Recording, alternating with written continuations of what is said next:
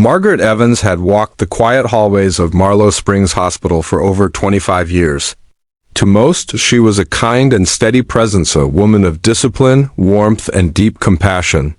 Her colleagues admired her, patients adored her, and no one ever really asked about the sadness that lingered behind her eyes.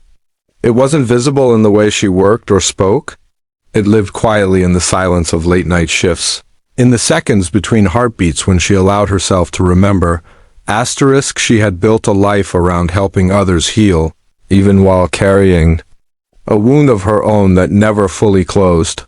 Because once, many years ago, Margaret had loved someone, and once she had held life within her. At 19, she had fallen in love with Daniel, a boy from her college. He was her first everything, her first kiss, first love, first heartbreak. And when she became pregnant, it wasn't Daniel who stayed. It was shame, fear, and parents who were more concerned with reputation than their daughter's tears. They sent her away to a discreet home for unwed mothers, hidden far from her small town where girls like her disappeared for a while, only to return as if nothing had happened. She gave birth in a sterile room with nurses who never looked her in the eyes. She wasn't allowed to hold her baby. They whisked him away with the kind of efficiency that turns the miracle of life into paperwork. They told her he was going to a good family, that it was for the best, that she was too young. And in the silence that followed, she tried to believe them, but she never forgot. She could never forget. Every year on his birthday, she lit a candle by her bedroom window and whispered a name she never had the chance to give him. She imagined what he looked like at 5, at 10, at 20. She wondered if he had her nose or Daniel's eyes. If he loved music the way she did. If he ever asked about her, but Margaret never tried to find him. Some wounds were too deep. Some fears whispered louder than hope, and so she poured herself into her work. She became a nurse, not because it was a stable job, but because caring for others gave her a way to cope with the emptiness she carried inside. Every patient, every child she held after surgery, every mother she comforted in moments of fear was her way of giving the love she never got to give her son. Then came a night that would quietly change her life. She was covering a late shift when they brought him in car accident. Mid-20s male, unconscious, internal injuries. His name, according to the paramedics, was Liam Brooks. He had no emergency contact, no family rushing in. He was alone. Margaret wasn't assigned to him that night, but when she passed his room and saw the stillness, the beeping monitors, and the way his hand lay slightly curled like an abandoned child's, something inside her paused. Something that had long been sleeping stirred awake. She requested to be added to his rotation. Days passed, then a week. Liam remained unconscious, drifting in and out. Margaret was there through every whisper of progress, every moment of stillness.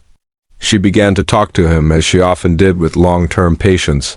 She told him about the hospital, about the nurses and their silly coffee rituals, about the way the sun looked from the break room window. Sometimes she'd just read aloud stories, articles, anything to keep the silence from getting too heavy. She found herself caring for him in a way she couldn't explain. It wasn't just duty. It was something older, something quieter. She'd check on him even when she was off shift, brought him an extra blanket when the room felt cold, brushed the hair from his forehead like a mother might. She didn't know why it mattered so much, until one evening, when she was sitting by his bed, his eyelids fluttered. His fingers twitched, and then slowly his eyes opened. It took him a few seconds to focus, to understand where he was. Margaret leaned in, gently touching his hand. You're okay, she said softly. You're in the hospital. You've been here for a while, but you're safe now. He blinked, looked around, then at her. I know you, he murmured, his voice hoarse. You've been here. I remember your voice. She smiled gently. Yes, I've been here.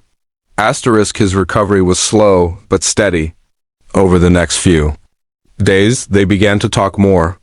He told her bits and pieces about his life, how he'd grown up in foster care, moved from house to house, how he never really had a home. He said music became his escape, that he played guitar and wrote songs. That sometimes he wondered what it would have been like to have a real family. Margaret listened. She never pried.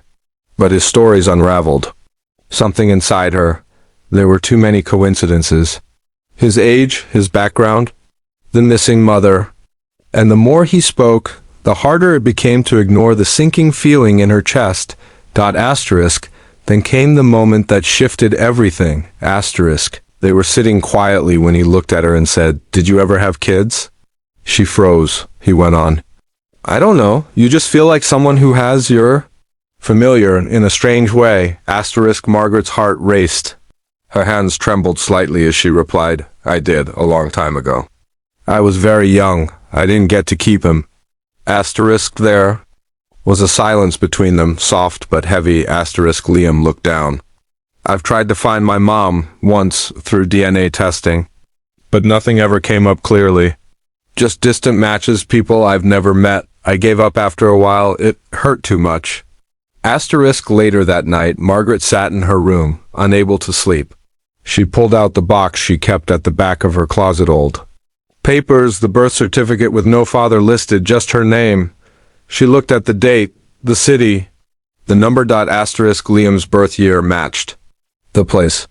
Even the name of the agency listed on his intake form when he arrived at the hospital. Her hands shook as she stared at the document. Could it be? The next morning, she asked Liam if he'd be willing to talk to a hospital counselor about finding his records. He agreed, hesitant but curious. 3 days later, the truth arrived in a sealed envelope. Liam Brooks was born to Margaret Evans, 19 years ago, in a maternity home outside of Marlow Springs. When Margaret showed him the paper, he didn't speak at first. He just stared at it, then at her. His eyes welled up. "You're her," he whispered. "You're my mother." She nodded, tears sliding silently down her cheeks. "I never stopped thinking about you." And in that sterile hospital room, where sickness and sorrow had lived for so long, something holy happened. A mother and son, separated by decades of pain, found their way back to each other, not through DNA or investigations, but through care, through kindness, through a bond so deep it had found a way to bloom again in the most unexpected place. Margaret didn't just help heal Liam's body. She gave him what he had longed for all his life, a family. And Liam, in turn, gave her the chance to finally be what she had always wanted to be, a mother. They started anew, not by forgetting the past, but by honoring it with every shared moment that followed. Liam had grown used to goodbyes. They began early before he could even form. Memories when a young woman whispered a silent apology and let him go into the hands of strangers. From that moment on, his life moved through a revolving door of faces, homes, and short-lived promises. The foster care system tried to provide what it could, but nothing could replace the ache of never knowing where you truly belonged. He remembered fragments. Not of his mother, he was only a newborn when she gave him up, but of being small and watching other kids get picked up by parents at school. Of hearing classmates say things like, "My mom packed me lunch," or "My mom says I can't stay out late." Words like mom were foreign to him, not just in sound but in feeling. He didn't even have a photo. No memory. Just a birth certificate with "mother unknown" typed neatly on the line where her name should have been. His childhood was a blur of foster homes and temporary attachments. Some were kind, some were cold. A few gave him birthdays and cake, and tried their best. But most were just placeholders, rooms he passed through while waiting for something better. Somewhere inside, he always hoped a day would come when someone would say, "We found her." That there would be a knock at the door, and his mother would be standing there, older, nervous, maybe crying but real. That day never came. As he grew older, that hope began to fade into something quieter. A dull ache instead of a sharp longing. By the time he was 18, Liam had aged out of the system. He rented a tiny room, took odd jobs to pay rent, and focused on what he could control: his music. He had a natural gift for it. The guitar became his therapy, the lyrics his journal. He wrote songs he never showed anyone, about mothers who leave and sons who wait, about dreams that don't come true but still follow you like shadows. Asterisk. He told himself he didn't need to know her, that it didn't matter. But late at night, when the world slowed down, he'd lie in bed staring at the ceiling and wonder. Was she out there? Did she think of him on his birthday? Did she ever regret it? Asterisk. 1 year, after saving up for months, he submitted his DNA to an ancestry service. The results were both promising and disappointing.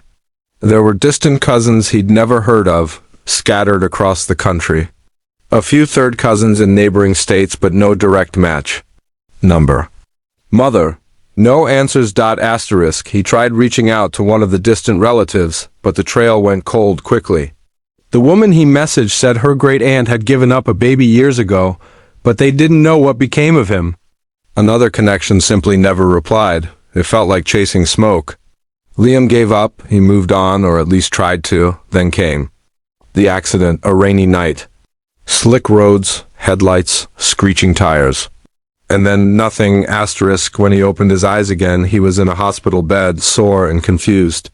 Machines beeped softly around him. He had tubes in his arm and pain across his ribs. The first face he saw wasn't a doctor's. It was a woman's, middle-aged, soft-spoken, with kind eyes that reminded him of something he couldn't name. Asterisk. You're awake, she said, almost in relief. Asterisk. He didn't speak. He just blinked, trying to remember what had happened. She placed a gentle hand on his and smiled. Asterisk. You've been through a lot. But you're safe now. Asterisk. He found out later her name was Margaret Evans. She was a senior nurse at Marlow Springs Hospital. He wasn't even from the area. He'd been driving through on his way to a small gig when the crash happened. No one had come to visit. No one even knew where he was. Asterisk. But Margaret had been there. From the moment they brought him in, she had checked on him daily. She wasn't assigned to his care every day, but somehow she always appeared. She brought extra blankets, adjusted his pillows, sometimes sat with him and talked about nothing. In particular, sunsets, books, weather. Her voice had the kind of calm that made pain easier to bear. Asterisk. He started to look forward to her visits. Asterisk. There was something oddly familiar about her presence. Not her face exactly. It was more in how she spoke, how she lingered by his bed a little longer than necessary, how she touched his hand before leaving the room. It was the kind of care that felt personal, like someone who had something to give beyond duty. Asterisk. One afternoon, as he healed enough to sit up and hold a full conversation, he asked her, "Did you ever have children?" Asterisk. She seemed caught off guard. Asterisk. I did, she said softly, a long time ago. Asterisk. What happened? Asterisk. Margaret hesitated, then looked away. I lost him. Not to death, but to life. I was very young, and I wasn't given a choice. Asterisk. There was silence. Liam nodded. He didn't ask more, but something stirred in him that he hadn't felt in years. Asterisk. He told her about his past, how he never knew his parents, how he'd been in foster care, how he once tried to find his birth mother, but it led nowhere. Asterisk. She listened, really listened. Her eyes never left his face. There were tears she didn't let fall, and a kind of heartbreak in her expression he couldn't quite place. Asterisk. You deserved better, she said quietly. Asterisk. I stopped searching, he replied. Some things, maybe they're not meant to be found. But fate has a way of working silently, waiting for the right moment to reveal its hand. It happened quietly. Margaret, after a long sleepless night, pulled out an old box from the top shelf of her closet. Inside was a faded piece of paper, her son's birth record. She stared at it, the name, the date, the city, and she thought about Liam, his age, the timing, the fact that he'd grown up in foster care. Her hands trembled. Asterisk. She didn't want to believe it. It seemed impossible. Asterisk. She went to work, heart racing, and asked him the name on his birth certificate, he told her. It was vague, with unknown typed in. She asked him his birthday. He told her, and her heart stopped. It was the same. Asterisk. She excused herself, hands shaking. The next day she submitted for access to his patient background under special request. It took time, permissions, a quiet meeting with a counselor, some old adoption records still on file. What she found brought her to her knees. It was him. The boy she had never held, never seen. The one she whispered goodnight to in her dreams for decades, asterisk. He had been lying in the hospital bed she stood beside for weeks, asterisk. The boy she lost was the man she helped heal, asterisk. When she finally told him, she did so with a voice trembling with both fear and longing, asterisk. I know who you are, she said one evening, sitting at the edge of his bed, asterisk. He looked at her, confused, asterisk. I'm not just your nurse, she continued, her eyes brimming with tears. I'm your mother.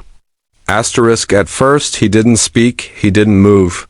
The words hung in the air like fog, asterisk, and then he began to cry. Not loudly, not desperately, but quietly, like a child finally recognizing a lullaby sung in silence for years. Asterisk. He reached for her hand, and she held him for the first time, not as a patient, not as a stranger, but as her son. Fate had done what time and paperwork never could. It brought a boy searching for his mother to the very woman he was always meant to find, asterisk. And this time, neither of them let go. There was nothing extraordinary about the way their story began.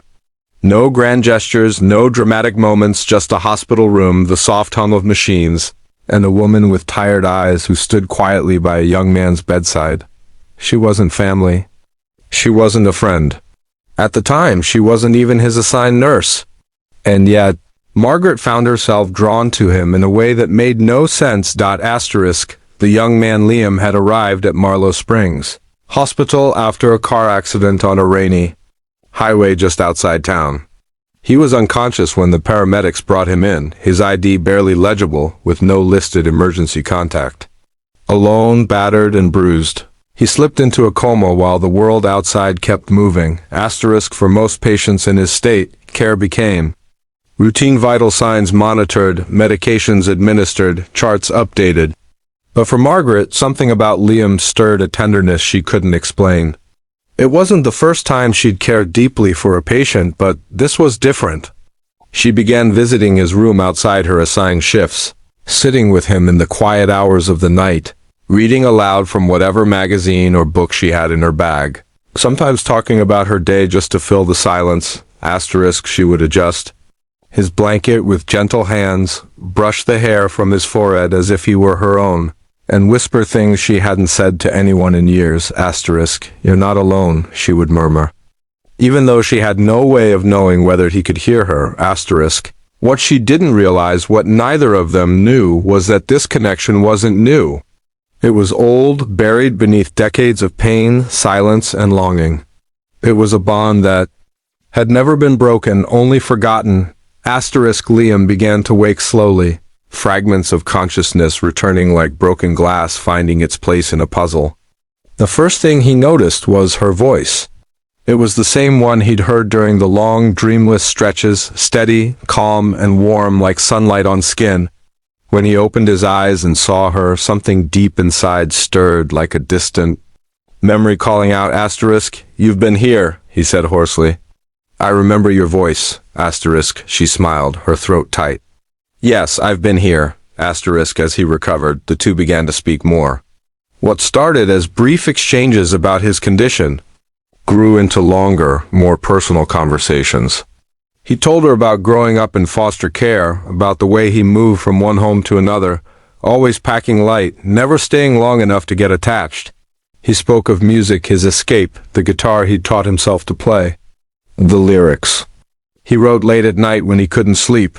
Asterisk. Margaret listened with a quiet ache in her chest. Every word he spoke brought a strange sense of closeness.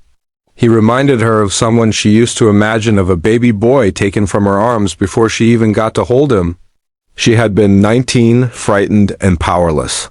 The decision had been made for her. Her parents, the home for unwed mothers, the adoption agency, they had written the story without her consent. Asterisk.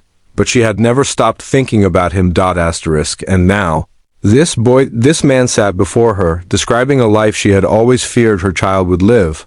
Alone, rootless, searching. She wanted to believe it was coincidence, that her emotions were simply heightened by the vulnerability of the situation. But deep down, her heart whispered a truth her mind wasn't ready to accept. There were moments fleeting but powerful, when he looked at her with eyes that felt too familiar, when his laugh sounded like someone she once loved, when he spoke with a gentleness that mirrored her own. The more she tried to dismiss the feeling, the louder it became. One afternoon, as they sat together, Liam looked at her curiously. Can I ask you something personal? Of course. Did you ever have a child? The question caught her off guard. Her breath hitched before she could stop it. I did, she said slowly, a very long time ago. He studied her face. What happened? I didn't get to raise him, she replied, her voice barely above a whisper. It wasn't my choice. They both sat in silence after that, the weight of unspoken words filling the room. He finally nodded. I think about my mom sometimes. Wonder if she thinks about me. She does, Margaret said, tears threatening to spill. I promise you she does. He never asked how she knew. That night, Margaret went home and opened the drawer she hadn't touched in years. Inside was a worn file with a copy of the only document that connected her to the child she had lost, a birth certificate, issued without a name for the father. Only hers. The date matched Liam's birthday. The city, the circumstances. Her hands trembled as the pieces began to fall into place. She requested access to his hospital records the next day, something she could only do by invoking special permission, which she received through a quiet conversation with hospital administration.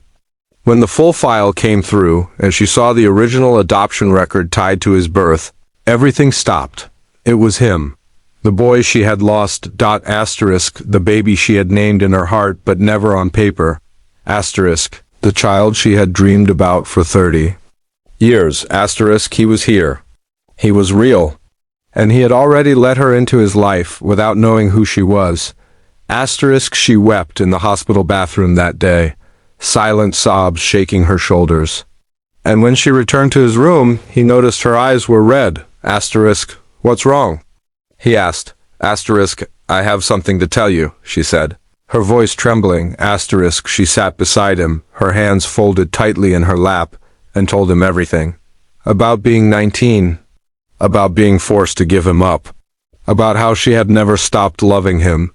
Never stopped searching with her heart even when she didn't have the strength to search with her hands. At first, he didn't believe it. Couldn't. It was too much. Too unbelievable. And yet, deep inside, something had always told him that love would find him one day. He reached for her hand, and in that quiet hospital room, something sacred unfolded. The boy who had spent his life longing for a mother, and the woman who had spent her life aching for her son, found each other not through science or chance, but through kindness, through care, through a love that had waited patiently beneath the surface of time, ready to bloom the moment it was finally seen. They didn't have answers for everything. There were years they couldn't recover, stories they would never fully piece together. But in the days that followed, they began again, not as nurse and patient, not as strangers, but as mother and son. They went on walks in the hospital garden. They talked about everything and nothing. He played songs for her. She brought him tea in his favorite mug.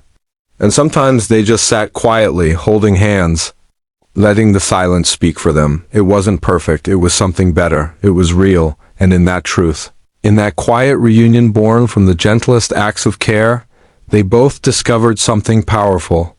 That love never forgets. Even after decades of separation, it knows how to find its way back. Home was never a place. It was this, it was her, it was him, and finally, they were no longer lost. If this story touched your heart, if even for a moment you felt that love, hope, and kindness still exist in this world, then please give this video a like. Share it with someone who might need a little inspiration, a silent prayer, or a ray of light right now. And don't forget to subscribe to our channel. Everyday grace stories, so you never miss more true, heartfelt stories like this one. Asterisk, your one like one share could change someone's life. Asterisk, thank you from the heart.